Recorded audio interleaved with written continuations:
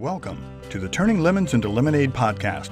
Each week, your host, Amy Mewborn, business strategist and advisor, will bring you the stories of how successful women entrepreneurs turn their tragedies into triumphs to create the businesses that are changing the world today.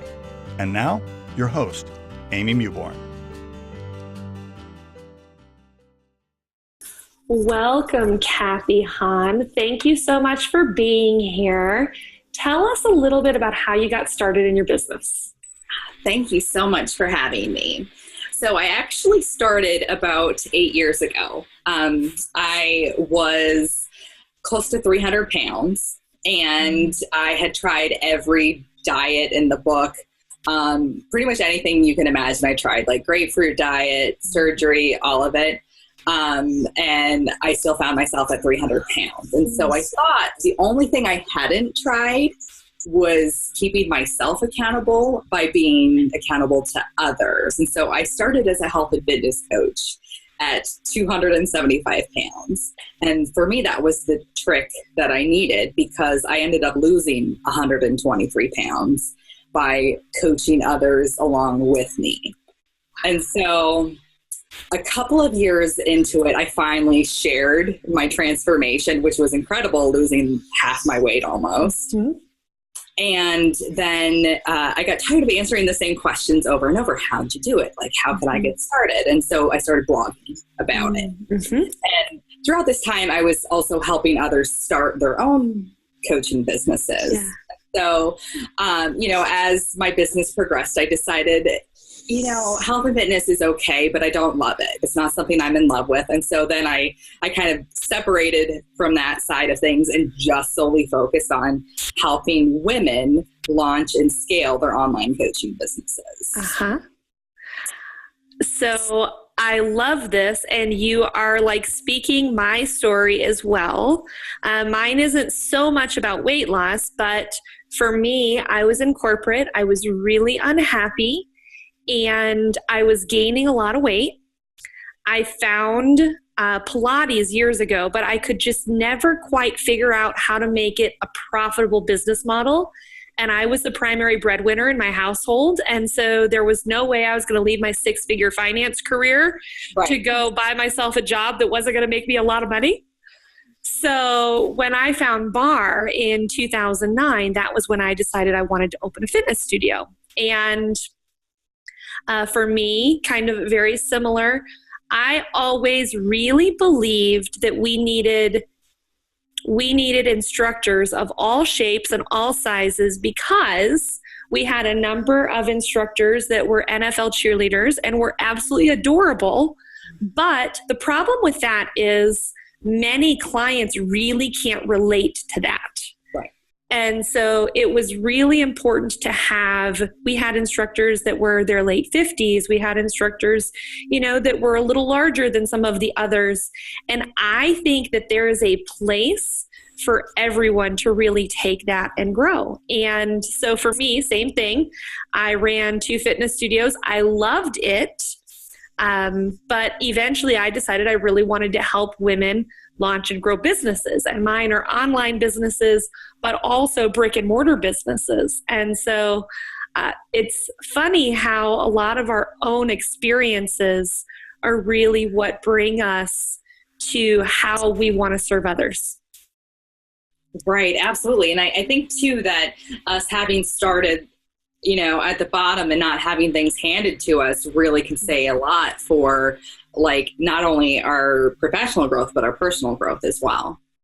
You bet. I ended up with 2 studios, and the first one we financed out of our savings, and the second one we had to go to the SBA and get business loans and write business plans and do financial projections and all those things. And I mean, as a business owner, I was actually just on a podcast interview a few minutes ago, and we were talking about how as business owners, a lot of times you wear all the hats, especially when you're first starting out, and being an entrepreneur really takes grit. You cannot just one day say, I'm going to launch a business and it's going to be wildly successful from day one, and all the days are going to be great. I always tell women, especially if they're going to be launching a brick and mortar and have a big staff, be prepared Some days are amazing. Some days you will go home and you will lay down in your bed and you will cry and say, what was I thinking? But that's how we all get here. And, that's how we end up helping each other. Yes, absolutely. I tell a lot of my clients that, you see my highlight reel on social media, but that's not always what it's like. Like I try and share, some of my dark moments, like, here's what happened. Like just last week, I had something huge and monumental happen in my personal life where it could have totally taken me out of the game, just like health-wise. Mm-hmm. And I was really vulnerable with my audience saying, hey, like this sucks. However, I had my pity party and now it's like, okay, what contingencies can we have in place should certain things come along? So, and my audience really appreciated that. I think it's imperative. If you really want to be a great coach, I think you have to be willing to show the bad with the good. And I always say, I think that the biggest danger in social media nowadays is that we always put on these images that have been filtered, or we're out doing something amazing and we're like, oh, well, I should show my audience all this cool stuff I do, right.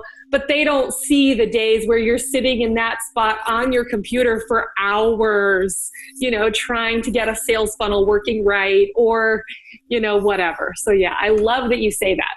I'm glad you brought that up because for a really long time, I felt like I needed to show this picture perfect image of myself, especially since I put on a lot of the weight that I initially lost since having another baby. Mm-hmm. And then a coach of mine was like, okay, like I know you're in this affiliate contest. What I want you to do is I want you to go live in your Facebook group right now. And I'm like, I have a face mask on. My hair is wet. I'm in a robe. Like, oh my gosh. And I ended up making, I think, like $5,000 from a 2-minute Facebook Live. And I ended up placing in the top 10 for that affiliate contest, by the way. So, that's amazing. Yeah. On the day that I launched my book, we were going for Amazon bestseller status. And that was what one of my coaches kept saying was, get on and do live. And I'm like, you realize that this is launch day. And I mean, I have not showered. I look like death. And so I went into my husband's closet and I grabbed a hat and I put a hat on. I'm like, okay, people, this is real. This is, this is real life as an entrepreneur. And so, yeah, it's really funny how we always want to show up looking a certain way or behaving a certain way when really just when we show up and we're just real, clients really appreciate that. And I think that people really love to take a peek behind that curtain. You bet. Like, what's this girl really like? Uh-huh.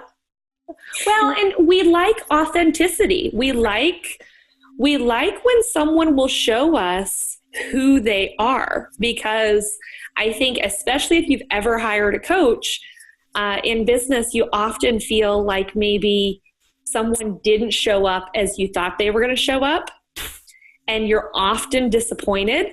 So when someone's willing to show you the good and the bad, you kind of get this feeling like, okay, this is a real person. And, I believe that your word is your word.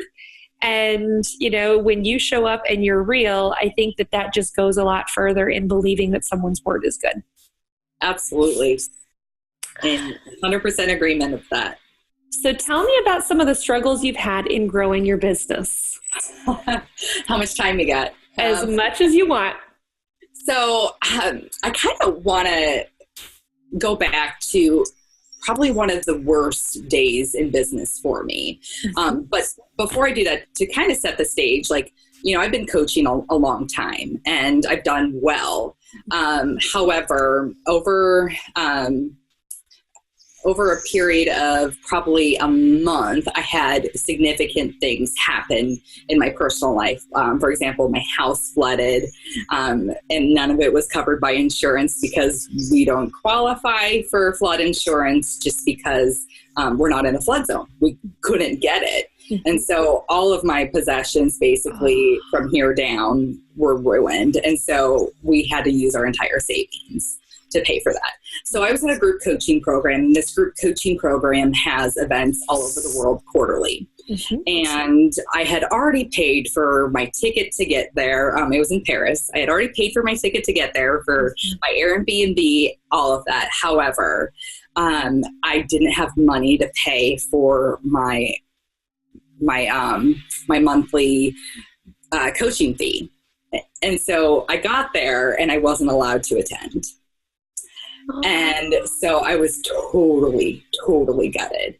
I hadn't told my coach about the flooding or any of that, just because I'm the type of person, like, I don't like excuses from my clients, and I don't make them myself. Like, I take responsibility. I'm like, okay, we'll just figure out a way to make it work. So I missed the first half of the first day. However, I really lit a fire under my butt and was like, okay, what are we going to do to make this work? Because I'm in Paris and I should be having a great time, but I'm feeling a lot of pressure right now. And so I ended up selling just enough to cover my expenses for what I owed to be able to attend the event. And then I said to myself, I will never be in this position ever again. Yeah. So I came home from Paris and I sold to 9 more clients, like within the first week of getting home. And then, I've had wildly successful months. Like last month I finished with $42,000 in profit. Wow. Yeah, so profit is planned for. I want to talk about that a lot, just because people are like, oh, so-and-so sold this much. It's like, yeah, but how much did they take home? Right. So I love that. So I have a number of questions out of everything you just said there. So first of all, once you got the money and you were able to go pay the coach, did you tell the coach what had happened and why the money was short? I didn't, but a friend of mine who I was rooming with did. And then, their staff came up to me and were like, you should have told us. And I'm like, yes. However, I don't make excuses. I get it done. I love that. I think that is such a great lesson for everyone. And I love that they heard about it after, because you didn't use it as an excuse. But I do think it's nice as humans for us to know some of the things that, we're all going through to show up in the world every day. Right. So I love that. Second, I want to talk about what you just said about profit, because I think it's so important, because I feel like in the business world, a lot of times we're creating these goals for ourselves. And normally the goals are based on this perception that we're supposed to have big businesses. And I talk about one of the most miserable times in my life was when I was like this close to $1 million in revenue. And I had such a huge bloated staff. I was working all the time to get there. And it was the time in my life I was actually taking home the least amount of money because of all of the stuff that I was doing to get to the $1 million. And, it's so amazing how sometimes in the years that you make $150,000 or $200,000, but your team is smaller and everything's kind of working, those are almost the better years in terms of your psyche and your quality of life and all of those things. So tell me about some of those experiences. Yeah, it's good that you brought that up, just because I remember attending an event of an entrepreneur who I had really, really looked up to, who, and unfortunately I kind of put on one of those pedestals where I'm like, oh, I want to be like them a year from now. And then I went to one of their events and, it wasn't filled, and you can tell she was super, super stressed out.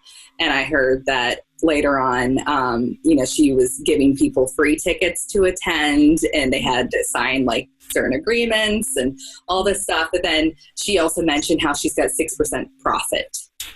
And I'm like, oh, yeah, you're making $1 million a year, but 6% profit is nothing. Yeah. And so as a former financial advisor, I was like, Really? Now I totally know why we're like, I'm looking at you and I'm like, I like this girl. She's just so me. Yeah, very synchronistic here. So yeah, I was like, okay, maybe like I really need to check myself and be like, okay, like, yeah, I could probably work a little harder to make XYZ amount of money. However, I have an incredible lifestyle. I went to 14 countries in the last 9 months. I've got another at least 10 already paid for this year. I work from home full time or wherever I'm at in the world. I brought my husband home full time. It's something I wouldn't want to trade more for, just because life is really good.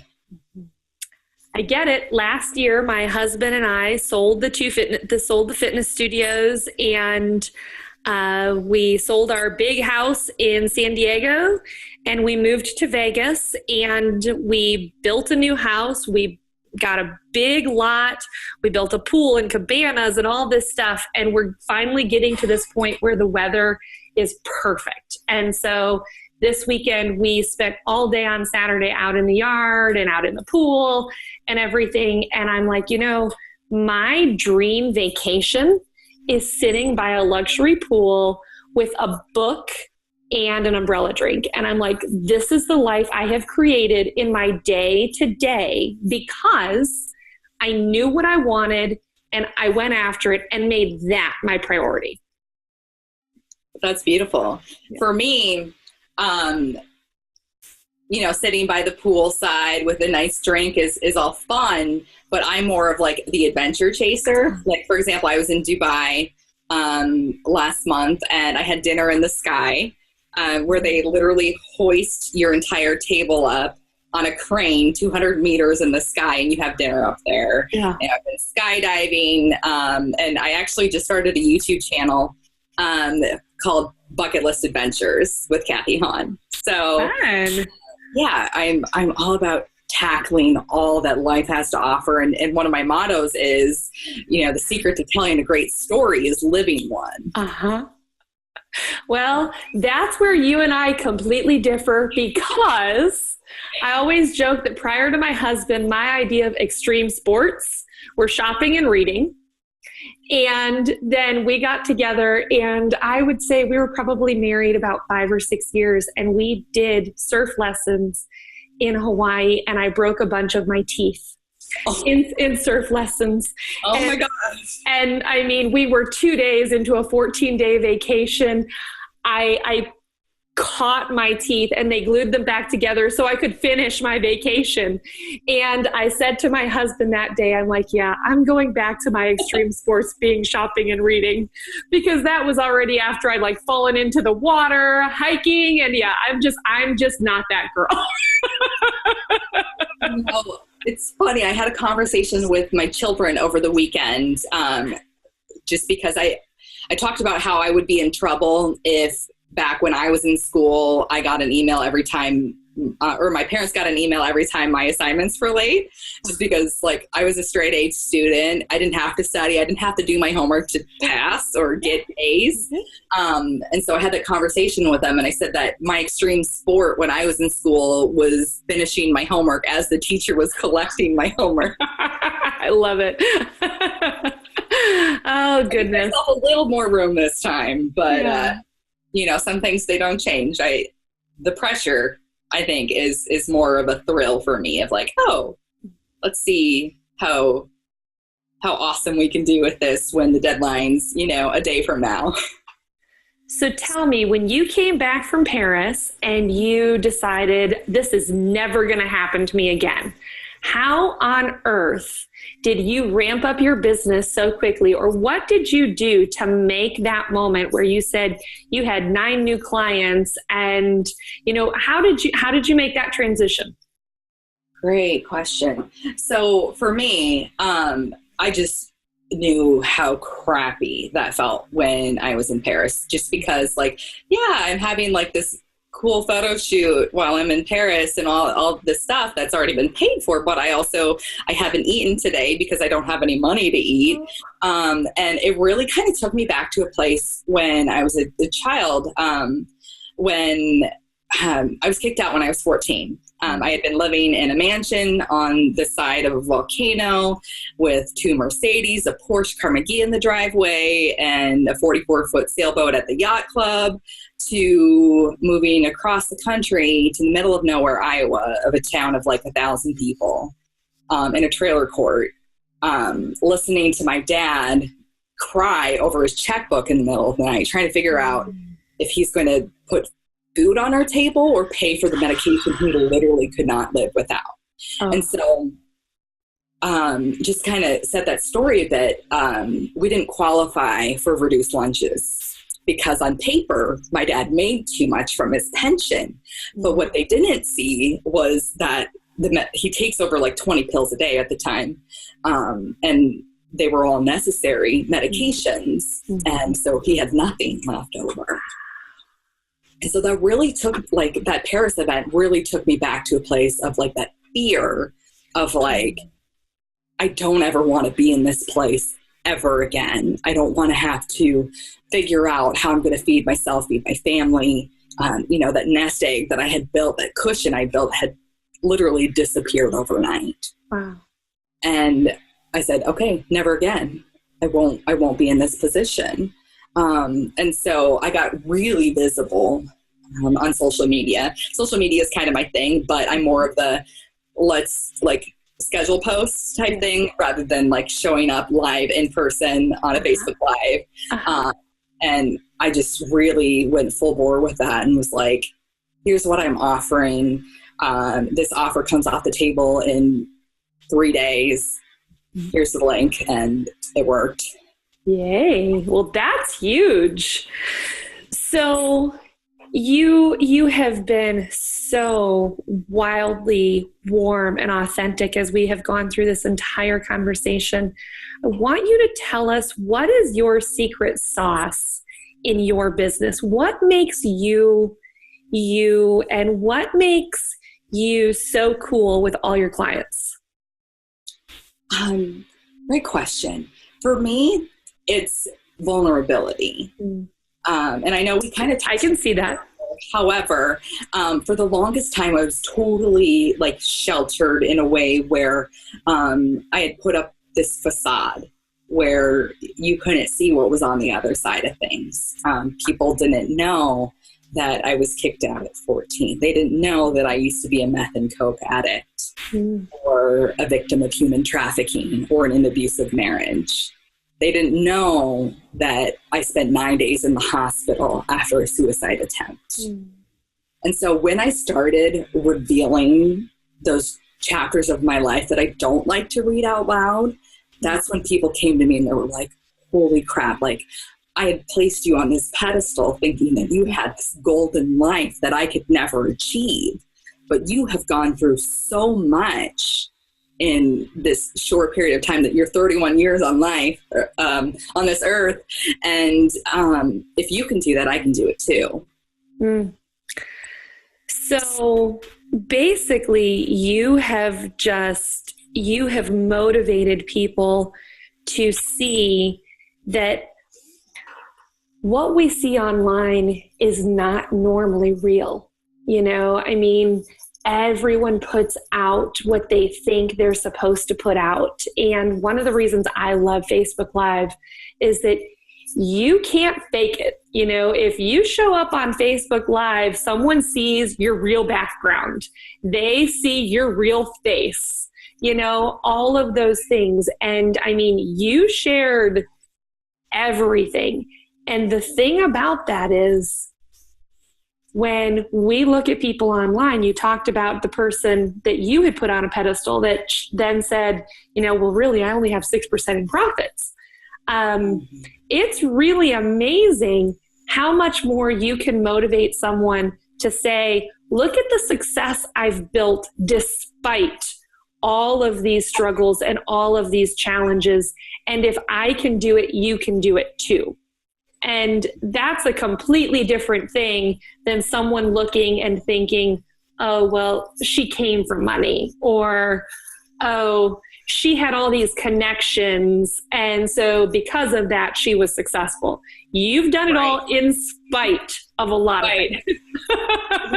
And, it's funny because people would tell me, back, my dad passed away a little over 3 years ago after being on hospice in my home for 2 years. But they would be like, oh, I can't do this because I work part-time. And I'm like, well, at the time I was working full-time, going to grad school full-time, had 3 kids plus a home business and all of these things. And it's like, you have a choice. So are you going to continue to make excuses, or are you going to say, okay, yes, I have these things going on, but I need to prioritize what I need to do in my life rather than, binging on Netflix, which I do occasionally, but in moderation. Well, actually, one of my business coaches not too long ago had a live event, and that was one of the things that was kind of joked about was, people that don't have a lot of money and don't have a lot of success have really large screen televisions. And people that do have a lot of money and have a lot of success have really large libraries. And a lot of it's really just a commentary based on how we choose to spend the 24 hours that we've all been given, and are you making an excuse for yourself, or are you finding a way to make it happen? Right. And so for clients that come to me with that excuse, I don't have the time for it, and be like, okay, instead of saying that I'd love to, but I don't have time, say I'd love to, but it's not a priority. And that totally changes the whole psychology of it. And they're like, you're right. Yeah. Have you ever read the book, The Big Leap? I probably read that 10 years ago. It's a little fuzzy. Yeah.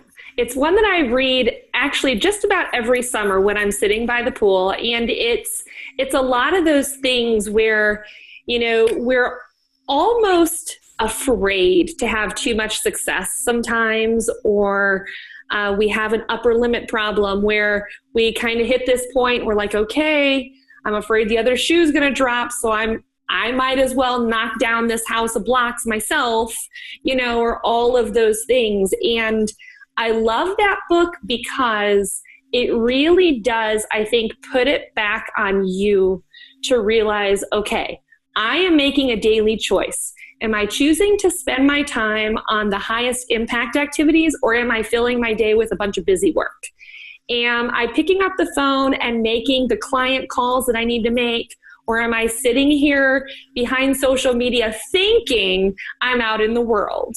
Am I getting out and doing a really awesome networking thing?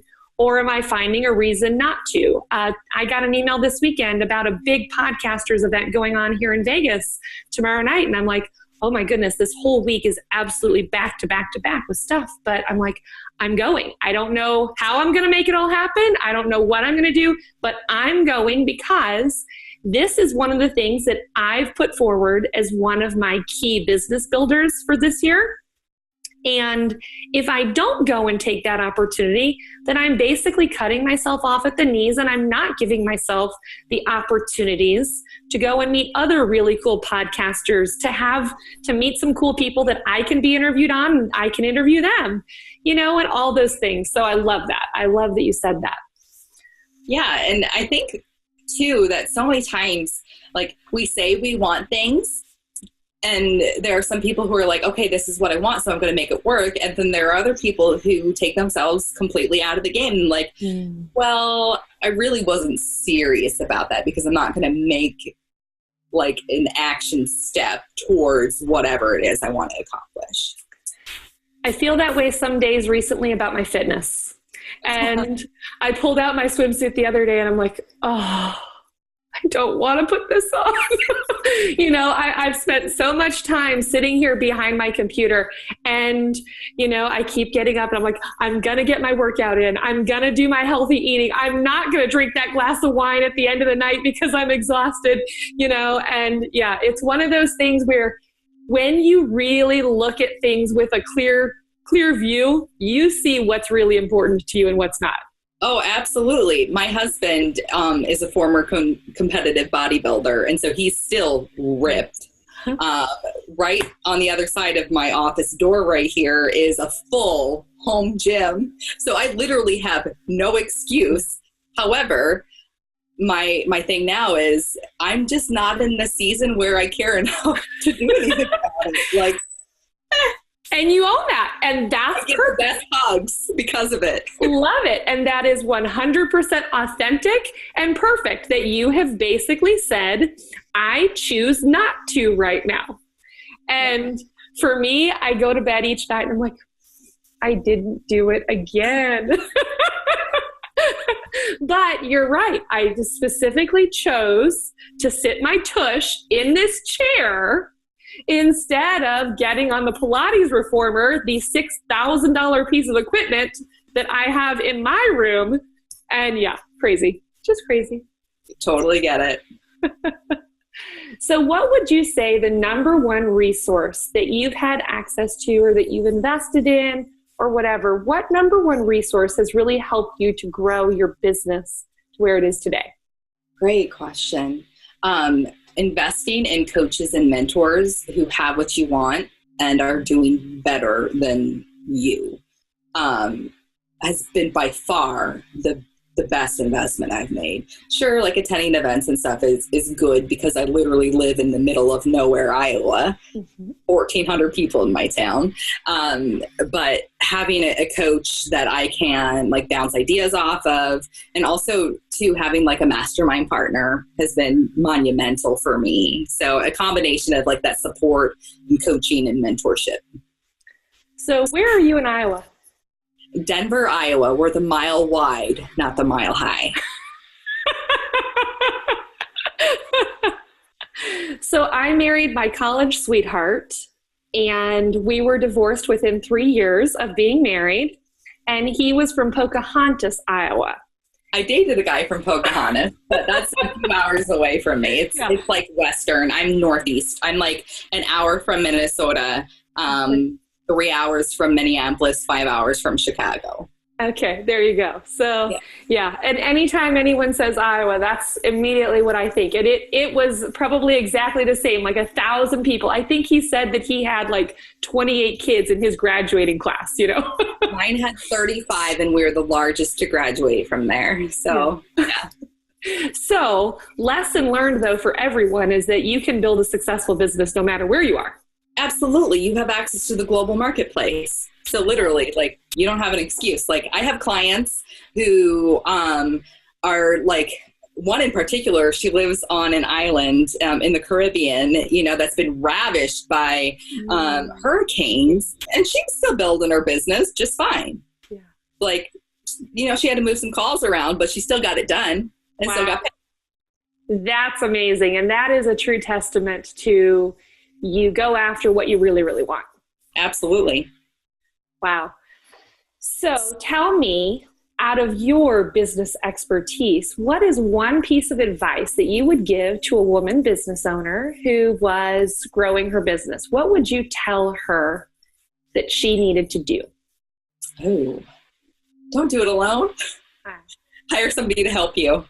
I think that so many women struggle with that because they, you know, whether they're a mom or not, you know, they tend to be like that super mom or super woman where they're like, okay, I got this, which is fine. You can grow it, but you'll grow it faster and further if you have somebody helping you. I also think it's faster. I think it's further. And I think it's with way less stress and heartache. Right. You know, right. There is nothing like being able to pick up the phone and call someone when you're struggling or when you're stuck and being able to say, Kathy, I'm stuck on this right now and I need some help and some guidance. Right. I can't go any further without this. You know, I have clients contact me often. And now, one thing I do want to note is you want to make sure that there's not that codependency there. Sure. For my clients, they know that anything less than 5 minutes, a quick like yes, no type thing, they're like, hey, what do you think about this? Yay or nay? that works out great. Otherwise, most of my clients save like their big things that take a lot of explanation for their sessions. Love it. Completely agree. I have exactly the same thing where, we have for certain packages, you may have like a weekly call or something along those lines. If otherwise, reach me via text or whatever. And, we schedule our time, because the thing is, I want to train every one of my clients that it's important to protect your family time, your personal time, your own productivity time. So, I go in and like right now we're recording podcasts, and this morning at 10 o'clock, my phone and my computer went on do not disturb. And no one will get me until 3 o'clock when the last recording is done. And, then I go and I handle everything. And I think it's so important that we set those boundaries. Right. Absolutely. And not only that, but, while it'd be nice if my client hired me for the rest of our lives, that's probably not going to happen. Yep. And you want to make sure that you are creating some type of independence in them where they'll access resources outside of you to answer some of their questions until the next session. And one client in particular does a phenomenal job of this. She actually keeps like a Google Doc where she will add all of the questions she's got as they come up. And then that way I can like take a peek in there in case, there's something that might need a little bit more research before we get on our sessions. And then she takes her notes right on there and like, why didn't I think of that? Well, and that's so powerful too, because, as coaches, we often have a lot of the answers, but we don't necessarily always have all the answers right now. Right. And so, when I hire a coach, I don't necessarily expect that my coach can fix every problem that I have. I just hope that they can help me find the next place I need to go for an answer. So for example, when I hired my first business coach, she was amazing in year 1, but year 2, I went a very technical route where she had built hers on speaking. And so I would often ask her questions about technical stuff. And she's like, I don't know. Right. And, that wasn't her strength. I should have realized it.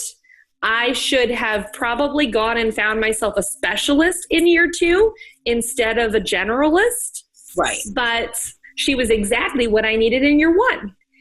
So you don't always know that, but it is so important, I think, to have that running list, because then if you can look at it, you may say, well, you know what? I'm not a Google Ads expert, but I do have 2 or 3 resources that I can send you to that can help with that.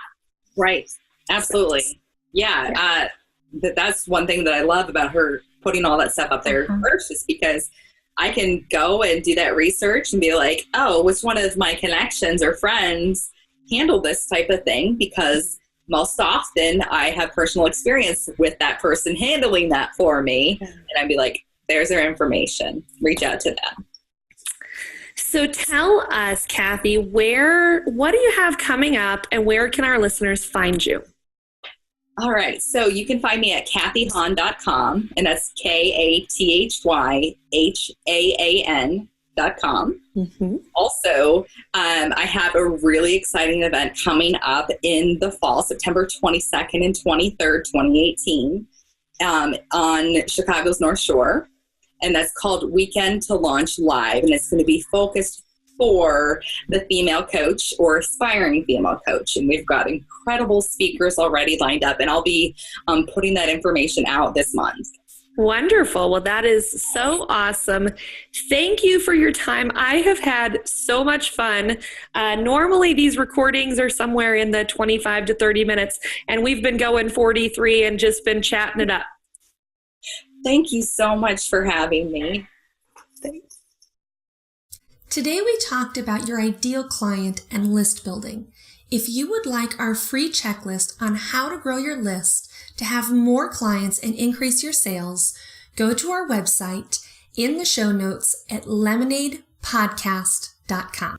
Thank you for listening to Turning Lemons into Lemonade, where women go for support and encouragement to hear how other women business owners turn their setbacks into successes to create 6- and 7-figure businesses. We look forward to seeing you next week.